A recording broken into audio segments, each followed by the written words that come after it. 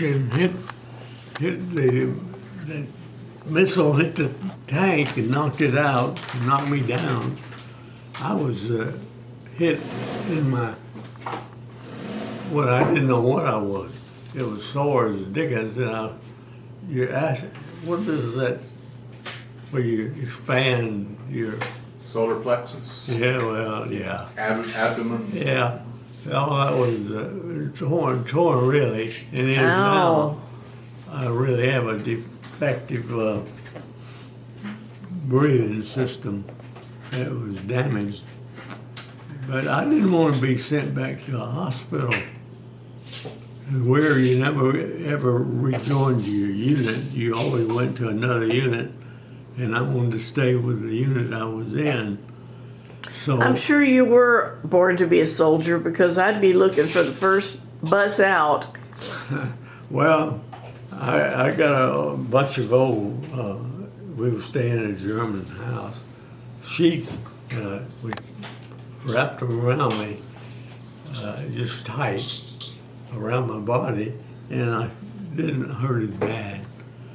But I remember sleeping in the cellar of that house on potatoes, and a big bunch of Irish potatoes in there, and it seemed about the best place to sleep, even with the cloth and stuff. It wasn't a very good one, but anyway, I spent a long, long night or two in that place. Were you able to sleep?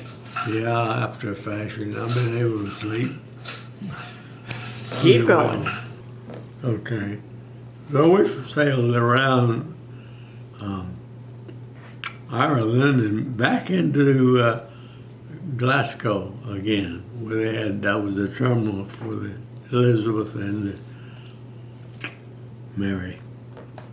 And we unloaded and put us on a train, sent us down to London. Did you see some pretty scenery? What did it look like? Beautiful country. I mean, Scotland. I liked Scotland. Mm-hmm. And it went over by rail to Edinburgh, and then down to London. Put us in a British camp overnight, and Were they nice? Were those people nice to you? oh, they're nice. I like the Scottish people. Very friendly.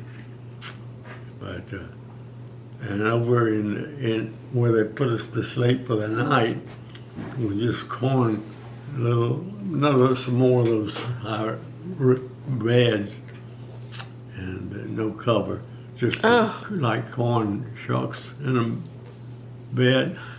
They put that was your mattress? Yeah, and of course you're just there overnight. Next day in a railroad over to on the way to France, and we went across the channel. Another night where I arrived in France, they took us in this big room and called out your name, and Bowden. That's always what they do.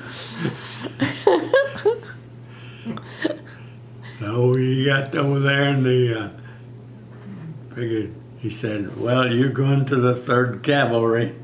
And I said, I'm infantry. I was trained in infantry. I've never been in the cavalry. I don't know anything about military vehicles. I've never been in a Jeep, never been in a 2.5 ton truck or anything. He said, well, that's what it says.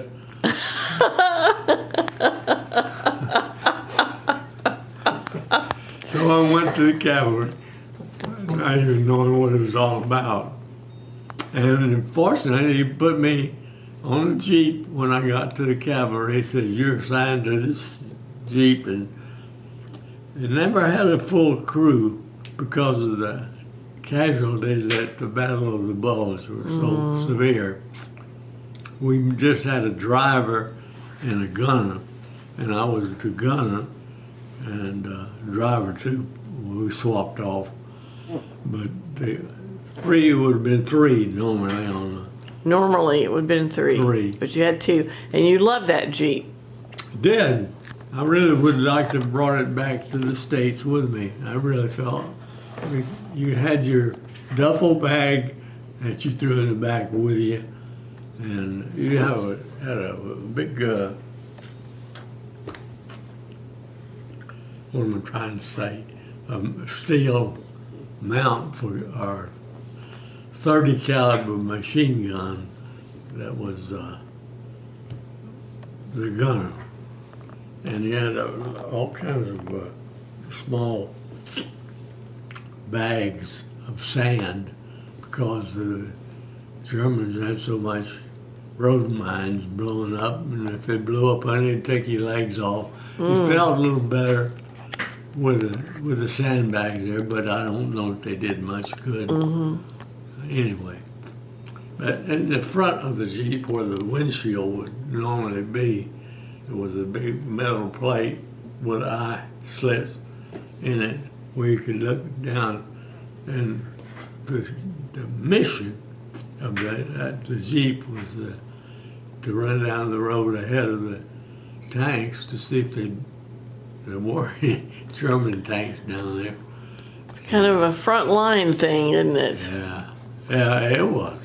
Our mission was to stay in touch with the German army, to know where they were, what they were doing, and if we couldn't handle the element and go ahead, we were attacking, then we would go to the left or right and try to go around them.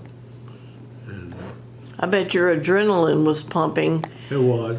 That would be I something. can still hear the click of the snap of the bullet going by you, you know. You know they were pretty close. I really didn't think I was going to live more day to day. And but that's what it was.